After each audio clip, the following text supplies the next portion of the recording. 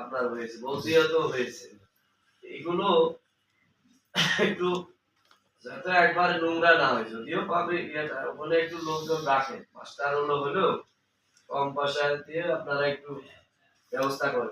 Toilet গুলো যাতে সুন্দর পরিষ্কার পরিচ্ছন্ন থাকে। যেহেতু সুন্দর হয়েছে, আমি অনেক জায়গায় গেছি তো দেখলাম ব্যবস্থাপনাটা ভালো হয়েছে, কিন্তু রক্ষণাবেক্ষণ যদি আপনারা না করেন তাহলে তো ওটা নোংরা যদি হয়ে থাকে তাহলে তো লাভ হবে।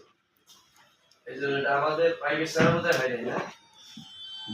আমাদের তো বিরোধ হয়েছে, বাজারে তো নতুন আমাদের প্রাইভেট সেক্টর কোনো না পাইলে তো জায়গা নেই, জায়গা আমাদের জায়গা পাইলে তো জায়গা নেই। না ওটা আমরা জানি। আচ্ছা, না এটা বেশি জায়গা হয়েছে।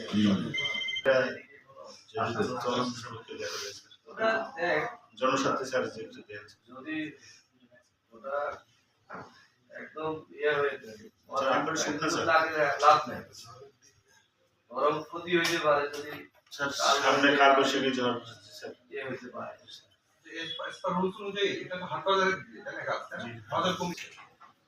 জি, আসসালামু আলাইকুম।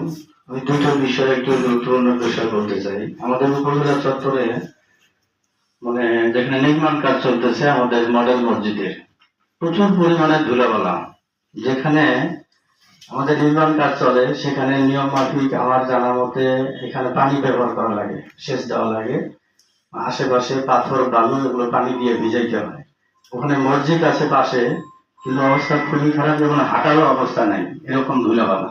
পাশাপাশি উপজেলা চত্বর, এটা উপজেলা চত্বরে যদি আমরা ঢুকি মনে হয় না যে এটা একটা উপজেলা চত্বর, এত ময়লা, এত মানে আবর্জনা।